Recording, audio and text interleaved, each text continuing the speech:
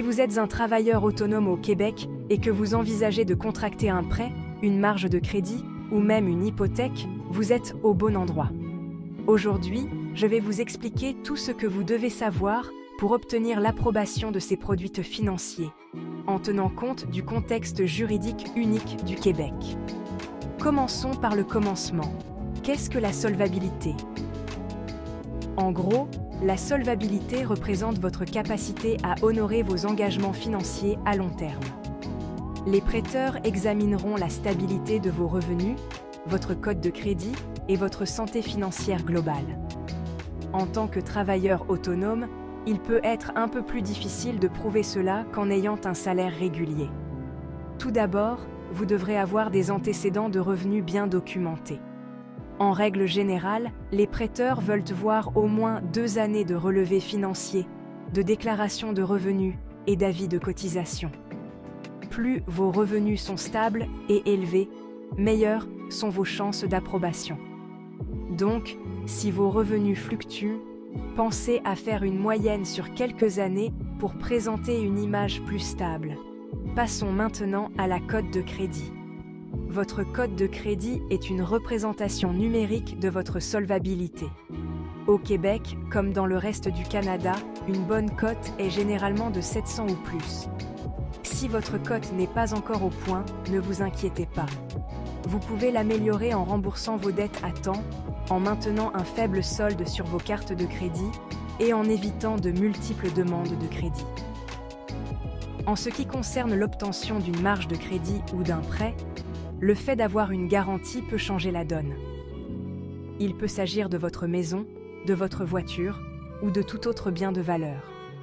Une garantie réduit le risque pour le prêteur et peut le rendre plus susceptible d'approuver votre demande. D'accord, changeons de sujet et parlons d'hypothèque.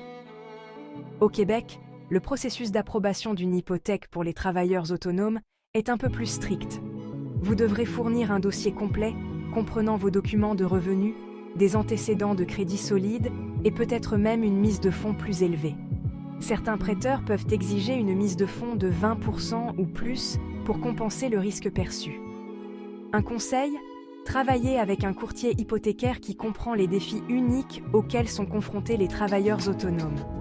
Il peut vous aider à trouver des prêteurs plus flexibles et disposés à travailler avec votre situation financière. N'oubliez pas non plus l'importance d'un plan d'affaires bien rédigé. Ce document doit présenter votre modèle d'affaires, vos sources de revenus et vos projections futures. Il donne aux prêteurs une image plus claire de votre stabilité financière et de votre potentiel de croissance. Enfin, abordons les aspects juridiques. Au Québec, tous les prêts et hypothèques sont soumis aux lois et règlements provinciaux. Cela signifie que vous devez être au courant des exigences spécifiques, comme la loi sur la protection du consommateur, qui peuvent affecter les modalités de votre prêt. Si vous constituez votre entreprise en société, n'oubliez pas que cela peut parfois faciliter l'obtention d'un prêt. Les prêteurs peuvent considérer les entreprises constituées en société comme plus stables et moins risquées que les entreprises individuelles. Voilà! Le fait d'être un travailleur autonome au Québec ne signifie pas que vous n'avez aucune chance d'obtenir un prêt, une marge de crédit ou une hypothèque. Avec une bonne préparation, de la documentation et une stratégie adaptée, vous pouvez augmenter vos chances d'approbation. Si cette vidéo vous a été utile, n'oubliez pas d'aimer, de vous abonner et d'activer la cloche de notification pour ne manquer aucun conseil à l'avenir. Merci d'avoir regardé et bonne chance dans votre parcours financier.